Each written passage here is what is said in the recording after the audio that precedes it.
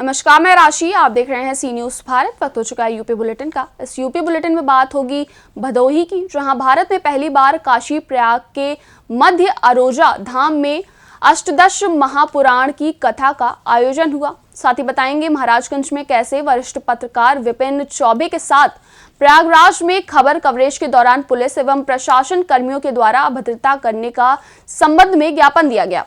ऐसी तमाम खबरों पर करेंगे विस्तार से चर्चा।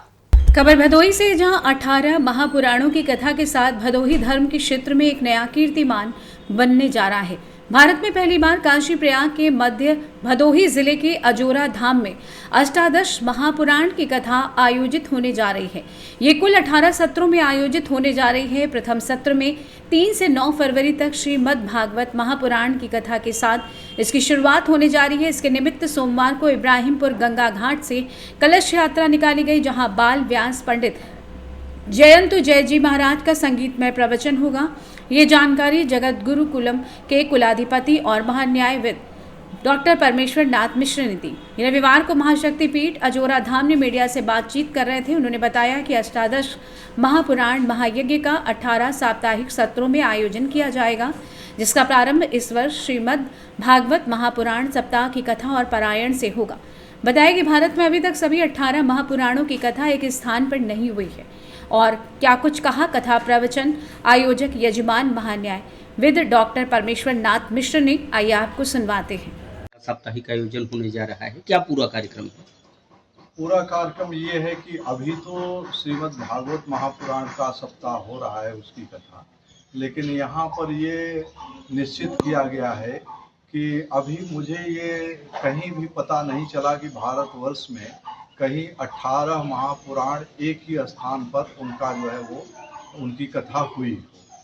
तो इसलिए जैसे हमने अश्वमेध का हम सुनते हैं, 10 अश्वमेध घाट, वहाँ 10 अश्वमेध हुए थे यज्ञ, ऐसा सुना जाता है, लेकिन अष्टादश पुराण महायज्ञ एक स्थल पर कहीं हुआ ऐसा देखा नहीं जाता। तो ईश्वर की कृपा से काशी में ये मन में भाव आया भगवान भोलेनाथ की कृपा से कि 18 महापुराणों की कथा महाशक्तिपीठ अजोरा धाम में की जाए, और वहाँ पर जो है 18 सत्रों, माने सत्र एक वर्ष में एक बार भी हो सकता है, 2 भी हो सकता है, तो ये 18 वर्ष में हो जाए या 9 वर्ष में हो जाए, 1 सत्र 2 सत्र जैसा हो वो किया जाए। तो यहाँ पर जो है 18 महापुराणों का यज्ञ जो है प्रारंभ किया जा रहा है श्रीमद् भागवत महापुराण से। तो पहला सत्र श्रीमद् भागवत महापुराण से है, वो 7 दिन का है। यहाँ प्रतिवर्ष महाशक्तिपीठ अजोरा धाम का जो प्रतिष्ठा दिवस है बसंत पंचमी, और यहाँ पर जो है वो भूमि पूजन शिलान्यास का दिवस है ऋषि सप्तमी। तो ये दोनों तिथियों को लेके बसंत पंचमी से सप्तमी तक प्रतिवर्ष महोत्सव हो रहा है 2015 से। तो उसी क्रम में अन्य कार्यक्रम होते थे, इस बार परिवर्तन किया गया कि अब अष्टादश महापुराण यज्ञ होगा। प्रतिदिन 1 बजे से 5 बजे तक वो काशी के 18 पुराणों के विशेषज्ञ हैं, पंडित जयंत जय शास्त्री जी, वो बाल व्यास हैं, वो कहेंगे प्रतिवर्ष 1 सत्र में या 2 सत्र में एक पुराण की कथा। भदोही से सी न्यूज संवाददाता सुनील की रिपोर्ट। ललितपुर के आजादपुरा वार्ड नंबर 19 में अटल विद्या मंदिर के पास में क्षतिग्रस्त हो गए तारों के जालों से लदा हुआ विद्युत पोल सी न्यूज भारत ने प्रमुखता से चलाया। खबर का हुआ असर।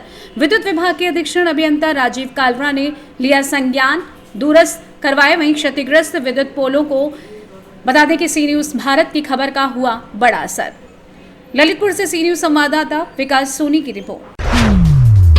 महाराजगंज जनपद के फरेंदा एसडीएम को पत्रकारों ने वरिष्ठ पत्रकार विपिन चौबे के साथ प्रयागराज में खबर कवरेज के दौरान पुलिस एवं प्रशासनिक कर्मियों के द्वारा अभद्रता करने को लेकर ज्ञापन सौंपा।